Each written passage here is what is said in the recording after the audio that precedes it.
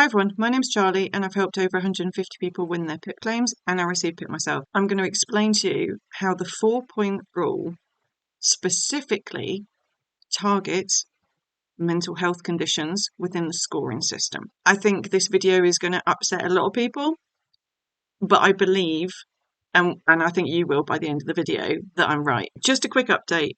The government have implemented this 4-point rule. Basically states unless you have 4 points in one of the 10 activities in daily living from 2026 for new claims and reviews, if you don't have the 4 points in one of the activities, you will lose the funding. Let's have a look at the green paper and I'm going to demonstrate. I think they're being pretty transparent about it, but I don't think everyone gets how the scoring works. So we'll look at the green paper. Then I'm going to show you the scoring and prove to you that what I think is right. Then we're going to talk about what the fuck do we do to stop this? Because if we don't stop this, I firmly believe there will be loss of life. If they take this funding away from the people that need it, that are truly entitled to it, there will be loss of life. We can't allow that to happen. So let's look at the green paper first. So this is the green paper that was put out in March this year. So what I'm going to do is I'm going to do a search mental health. The basis of this green paper is basically let's get people back to work. They're going to invest more money in the NHS and support to help people get back to work, which is brilliant. Straight away in the executive summary, which is the beginning, the research is clear. Good work is good for physical and mental health. We agree. We know that. There's been a shift in the conditions that have been winning PIP.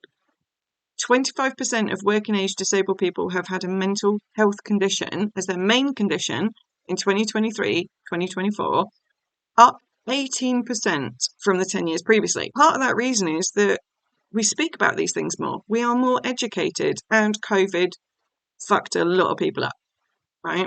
So yes, it is going to increase. But they're using it as it shouldn't be that way, is how they're sort of saying it, okay, in my opinion. Again, they're reiterating that good work is good for mental health. Yes, agreed. But not when you fucking force someone. They want to prioritise mental health, right? So supply the funding. Brilliant. Okay, yes, we need more support for people with mental health conditions. Agreed. They're really focusing on the younger generation, the transition from school to work. There's so many younger people that aren't in work and it's negatively impacting their mental health. Agreed. People need a reason to get out of bed. We agree with that. We don't agree with being forced into a situation when you are chronically ill and extremely vulnerable. I'm going to stop there, okay, because I think as a whole, we absolutely agree with the government's approach of let's get people better, let's get people back to work. Because every single person I link with, that's all we want. We do not want to be in a position where we need PIP. I don't. All of us, we just want to be better. We want to be better so we can get our lives back. So basis-wise, I completely agree with what the Green Paper is trying to achieve. However, taking a sledgehammer to the vulnerable community and stripping away the funding that is critical to our survival is not the right approach. So let me show you how this 4-point rule targets those of you with mental health conditions that have scored for mental health conditions. This is going to blow your mind. It's awful. This is the government's points. So this isn't my points. This is what you're assessed against when you go through PIP.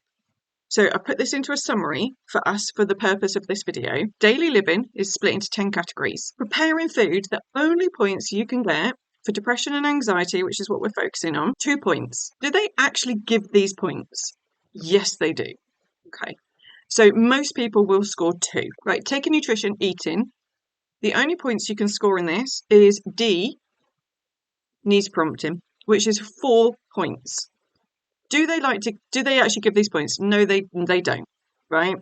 So most of you will score 0. Just to clarify, when I say they do not like to give the 4 points for taking nutrition, I know we're talking about depression and anxiety, but I'm going to give you this example that is going to make you understand why they don't like to give it. I have clients parents have children that are non-verbal autistic, will not eat unless they are prompted, and they do not get these 4 points. DWP does not like to give out these 4 points. I don't know why. I know that they don't. And I've seen it over and over and over and over again. It is rare for people to get that. Even though I've got clients that suffer from depression and anxiety, underweight, will not eat without prompting, don't get the points. They do not like to give the high points. They prefer to spread the low points. I'm going to do another video and I'm going to prove that. So I'll shut up about it now. Managing therapy. Let's just have a look at the points. This one, I couldn't just cut it and put it into Excel because honestly, most people screw this one up. A lot of people with depression and anxiety will be using a pill pot because they'll forget to take the meds. They don't want to take the meds or can't get motivated to take the meds. A big complication, okay? So will need to be prompted, which will be 1 point.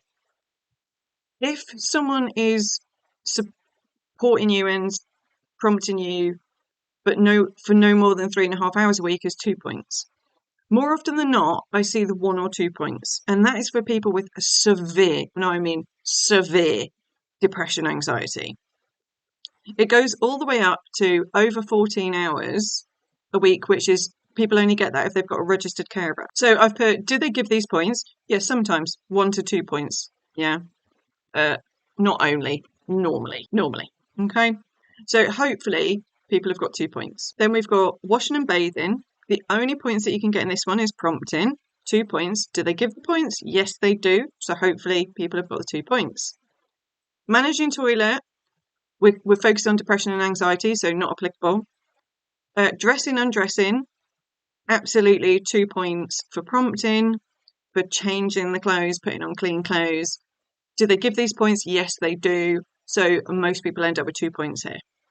Communication, again, we're just focusing on depression and anxiety, so it's not applicable because most people can speak. Reading, prompting to read, like bank letters, forms, things like that. Depending on the severity of your condition, could be 2 points. I've said that they rarely give this.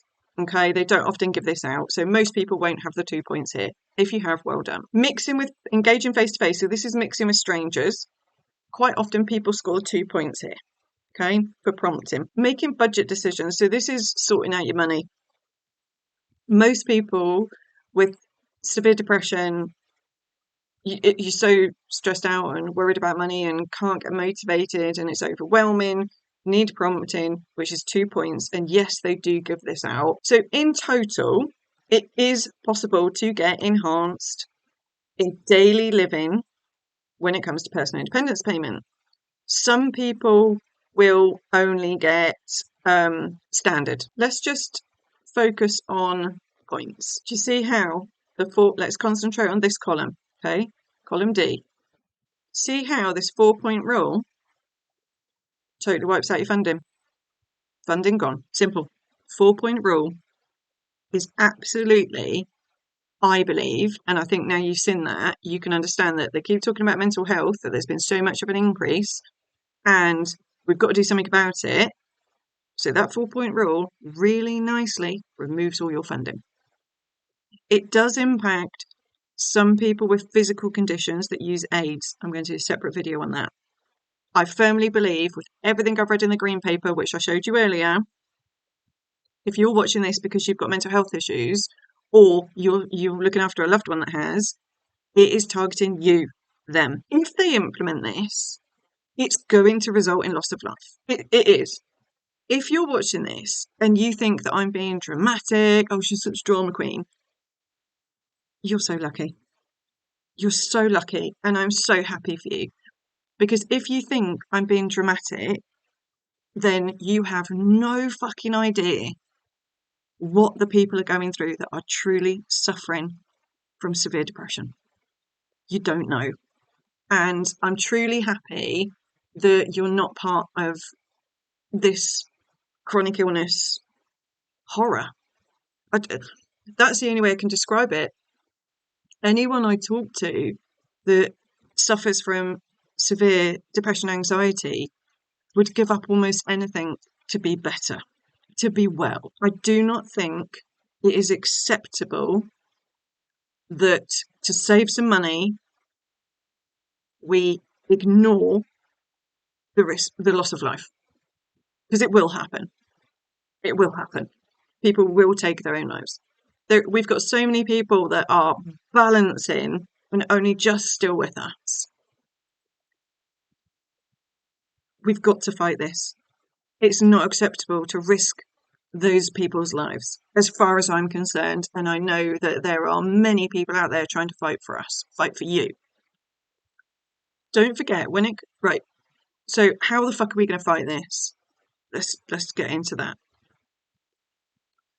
First of all, just to clarify, I am not suitable to be our spokesperson. That is not what I'm trying to do. Okay? There are activists. There are charities out there. There are specialists that are great at dealing with all the political stuff that it's not my strength. I'm not very good at being politically correct, let's just face it. With the petition, all we're trying to do is raise enough noise that the Parliament has to listen. Okay, so let's just go to the petition. So if you go to my channel, videos, and we'll click on any recent one. This is the description. Oh, no, sorry, that's the petition. This bit here is the description. Okay, so if you go in here, the first link will be the petition in these videos. So let's click on that. We need 100,000 signatures. 100,000 signatures, and we need MP support. To sign, you just literally put first name, surname, email. If you want to know the outcome or not, you can also keep yourself confidential, sign the petition, then you get an email and you have to confirm your email address. At the bottom of this, if you scroll down all the way to the bottom, there's different ways you can share it. If you could share it on your Facebook, on Twitter, X, whatever. Yeah, just try and share. Also in the description, there's links to the newsletter that I try and do on a weekly basis if I'm well enough. Then the website where there's loads of free stuff. By the time this video's out, I'll make sure I put Instagram on there as well. So as well as 100,000 signatures, that's the magic number when it comes to this sort of stuff, right? We have to get MPs on board. What MPs need from us is something snappy, like short, and we need to verbally punch them in the heart. They need unique information, stories about us, the people that the MPs are representing. So we've got a template, free letter on the website. You can access it. So I'll show you how to do that. So go into Google and search Charlie's Journey website, or go into the description like I just showed you. Click on here, free stuff, MP template. Just click download. Okay, and then you can tweak it. Here is the template. If it's bold and in brackets, it's for you to adjust. Okay, so name, address, postcode, date, your MP's name. To find your MP, who is my MP? Go onto the Parliament one and put in your postcode. And then it will show you who your MP is. So it's really easy. So your MP. Oh, by the way, when it does that, it gives you the name and address. It gives you their email address. Okay. So your name. My name is, and I'm just going to read this out for any of you that are dyslexic. I'm writing to you today because I'm extremely concerned about the personal independence payments new daily 4-point rule. This star here means read below, and they will know that. Okay. The 4-point rule that will start in 2026 for new claims and reviews. So at the bottom of the letter here, it basically explains a summary of the 4-point rule, because not all MPs will understand that. Okay. And there's also a link to the video I did saying act now, where it explained about the green paper. This is something that is particularly important to me as I depend on the funding. Now, if you can write this for a loved one, you could write this and say, the person that you help, you could adjust this. But let's say it's for you, okay? My PIP funding changed my life as I can now. So this is where we've got to enter. We need to put something really blunt and snappy, real life, okay? So it could be to change my life as I can now pay to have someone visit me. Yeah, it could be that simple, that I can afford to pay for a taxi so I can get to my counselling, or I can afford to pay for the internet so I can do my counselling online. Whatever it is that is unique to you, okay? And remember that you are unique. That is what is great about the PIP funding. There's no control on what we spend the money on because it's unique to us, and that's how you win PIP. If this rule is introduced and I am at risk of losing my PIP funding, it would be catastrophic for me, as I would not be able to. And then if you could put something in there as what the impact to your life would be without this funding, and be blunt. Please don't mention rent. I know that quite a few people use PIP money to pay bills. If you say, I won't be able to afford my living, all the MPs that are not supporting us will do is go with this housing benefit. So don't mention that because it doesn't help our case. Okay. Again, I'm saying they've got to see you as a human. Then the end bit of the letter is, I'm asking you to take the following steps to address my concerns. Place your support by signing the petition. MPs get a fuck ton of, I have no idea how much they get contacted for petitions about everything. Raise it in the House of Commons. That is what we really need them to do. I don't think many of them are actually, the more I'm learning, I don't think many are going to do the petition. I think it'll be, we need them to raise it in the House of Commons, okay? Please fight for us in any other way you can. I'd really appreciate if you could let me know if you're able to help. If you're unable to address this personally, please can you escalate my letter to the relevant minister or department? And then I just put this bit in because I quite like it. Please be aware I'm part of a very stubborn community and many of us will be writing to our local MPs for help. Every single person I've worked with, chronic illness doesn't discriminate. In 1 week I can have a meeting with white, British, no faith, Muslim, Sikh, female, all genders, because chronic illness doesn't discriminate. The pattern between us is we're all stubborn. So stubborn. We really don't want to be chronically ill. Get back to the MP bit. The MPs, what they do is that you've got the MP and then they have what's called caseworkers. The caseworkers are the people that go through the emails and they'll pick out the important bits.